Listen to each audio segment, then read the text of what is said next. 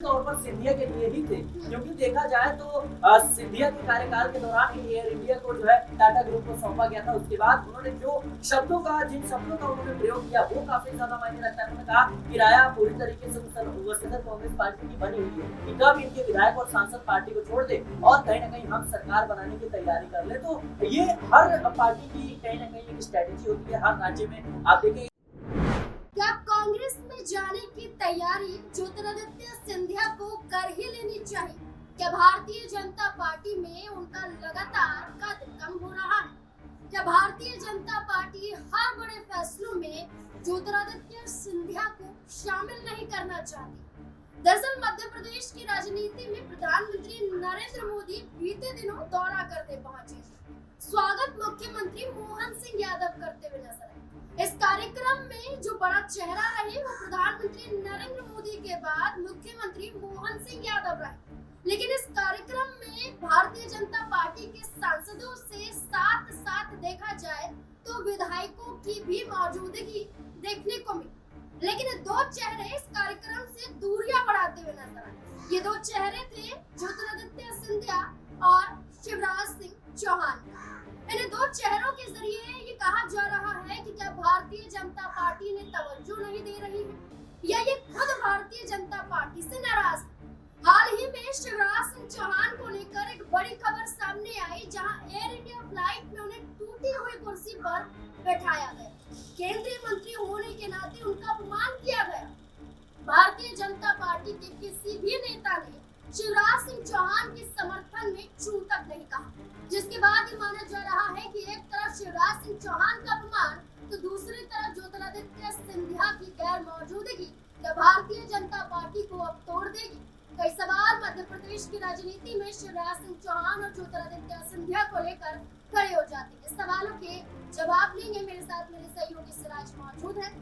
सिराज, शिवराज सिंह चौहान से पहले शुरुआत करते हैं। शिवराज सिंह चौहान मध्य प्रदेश के मुख्यमंत्री बनना चाहते थे, लेकिन शिवराज सिंह चौहान को मुख्यमंत्री न बनाकर केंद्रीय कृषि मंत्री बना दिया जाता है। इसके बाद किसानों के बीच घिर जाते हैं शिवराज सिंह चौहान। हाल ही में वो एयर इंडिया की फ्लाइट में बैठे थे, टूटी हुई कुर्सी सौंप दी जाती है। आरोप लगाते हुए एयर इंडिया पर इल्जाम लगाते हैं शिवराज सिंह चौहान। लेकिन इनके समर्थन में मध्य प्रदेश के पूर्व मुख्यमंत्री दिग्विजय सिंह उतर जाते हैं, लेकिन भारतीय जनता पार्टी की तरफ से एक लफ्ज भी नहीं कहा जाता। क्या माना जाए कि शिवराज सिंह चौहान का भी अपमान भारतीय जनता पार्टी में हो रहा है? लेकिन आज में जिस तरीके से शिवराज सिंह चौहान के वो जो ट्वीट्स थे वो काफी ज्यादा और कई सवाल खड़े कर रहे हैं। जाहिर सी बात है कि जब टाटा ग्रुप को एयर इंडिया सौंपी गई थी तो वो कार्यकाल यानी उड्डयन मंत्री उस वक्त जो है ज्योतिरादित्य सिंधिया थे, और जाहिर सी बात है कि उन्होंने जो सवाल उठाए हैं वो सीधे तौर पर सिंधिया के लिए ही थे, क्योंकि देखा जाए तो सिंधिया के कार्यकाल के दौरान ही एयर इंडिया को जो है टाटा ग्रुप को सौंपा गया था। उसके बाद उन्होंने जिन शब्दों का उन्होंने प्रयोग किया वो काफी ज्यादा मायने रखता है। उन्होंने कहा किराया पूरी तरीके से वसूला जाता है, लेकिन इस तरीके से जो सुविधा मिल रही है ये कहीं ना कहीं सोचने और समझने का विषय है। उसके बाद जो है एयर इंडिया रिप्लाई करता है और उनको इन तमाम चीजों के लिए कहीं ना कहीं क्षमा मांगता है। उसके बाद कहता है कि हम भविष्य में इन तमाम चीजों को सुधारेंगे, आगे से ऐसी गलती नहीं होगी। लेकिन सवाल सिंधिया को लेकर कर ले तो शिवराज सिंह चौहान ने जिस तरीके से जो ट्वीट किया वो सीधे तौर पर सिंधिया के लिए ही था, क्योंकि सिंधिया पूरी तरीके से तमाम चीजों की जिम्मेदार है। उन्होंने साफ तौर पर कहा कि मुझे लगा था कि टाटा ग्रुप को सौंपने से जो एयर इंडिया की चीजें हैं, व्यवस्थाएं हैं वो सुधर गई होंगी, लेकिन अभी भी ऐसा ही है। तो ये कहीं ना कहीं सिंधिया के लिए एक चेतावनी के तौर पर भी यानी कि सिंधिया जब उड्डयन मंत्री थे तो उड्डयन मंत्री होने के नाते जो बदलाव होने चाहिए थे वो बदलाव नहीं हुए, बल्कि अगर भाजपा सरकार की बात करें जो केंद्र में मौजूद है उनकी भी नाकामियां यहाँ पर दर्शाई गई।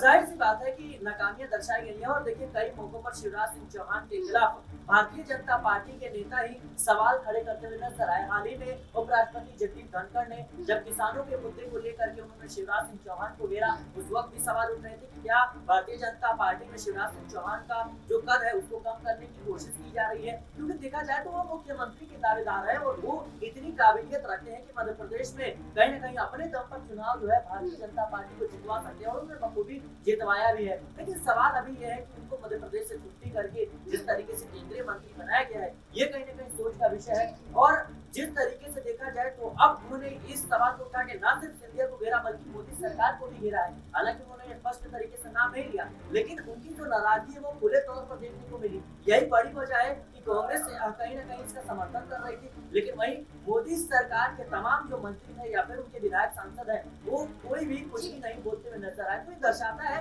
कि भारतीय जनता पार्टी में सब कुछ ठीक नहीं है और शिवराज सिंह चौहान मुश्किलें बढ़ा रहे हैं। देखिए बिल्कुल, अगर बात करें तो ज्योतिरादित्य सिंधिया पर भी सवाल खड़े होते हैं कि बीजेपी में 2020 में तो शामिल हुए, लेकिन जब से लेकर अब तक ज्योतिरादित्य सिंधिया भारतीय जनता पार्टी में जाकर फंसे हुए नजर आ रहे हैं। हर आरोप ज्योतिरादित्य सिंधिया पर लग रहे हैं।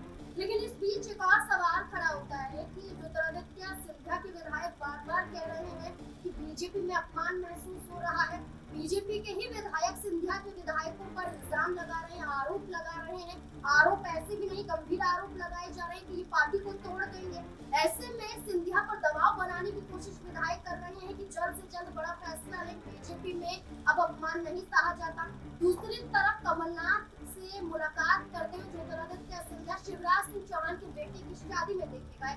और इस बीच में देखा जाए तो प्रधानमंत्री नरेंद्र मोदी का दौरा था। उड़ीन मंत्री होने के नाते उस वक्त तो प्रधानमंत्री के साथ कई तस्वीरें मौजूदगी ज्योतिरादित्य सिंधिया की देखने को मिलती थी। इस वक्त तो इस कार्यक्रम में मौजूद ही नजर नहीं आती। क्या लगता है, सिंधिया का अब बीजेपी में रहना मुश्किल हो रहा है? जाहिर सी बात है नाज़रीन, जिस तरीके से भारतीय जनता पार्टी के खेमों में ही कहीं ना कहीं कई ऐसे नेता हैं जो सिंधिया के खिलाफ कहीं ना कहीं सवाल खड़े करते हुए नजर आ रहे हैं। जिस तरीके से मध्य प्रदेश में उपचुनाव हुए, उस उपचुनाव में जो है तो कह सकते हैं कि भारतीय जनता पार्टी की हार हो जाती है। उसके बाद पूरा का पूरा जो कह सकते हैं हार की जिम्मेदारी है वो कहीं ना कहीं सिंधिया के कंधों पर फोड़ी जाती है। तो ये साफ तौर पर दर्शाता है कि जिस तरीके से गुटबाजियों का दौर जो है वो कहीं ना कहीं शुरू हो चुका है। हाल ही में जिस तरीके से जो सुरेश शर्मा वाला मामला था उसको लेकर सिंधिया को घेरा गया, तो ये कहीं ना कहीं पूरी तरीके से जो माहौल बनाने की कोशिश की जा रही है सिंधिया के खिलाफ, लगता है कि कहीं ना कहीं सिंधिया का मुश्किल हो रहा है भारतीय जनता पार्टी में। कांग्रेस पार्टी को भी उनको समर्थन मिल रहा है, लेकिन कमलनाथ और जो सिंधिया की मुलाकात हुई है उसको लेकर ये कहना कि गठबंधन के लिए बात बन गई, ये मुझे लगता है थोड़ी जल्दबाजी होगी, क्योंकि कमलनाथ के खिलाफ ही उन्होंने बगावत की थी।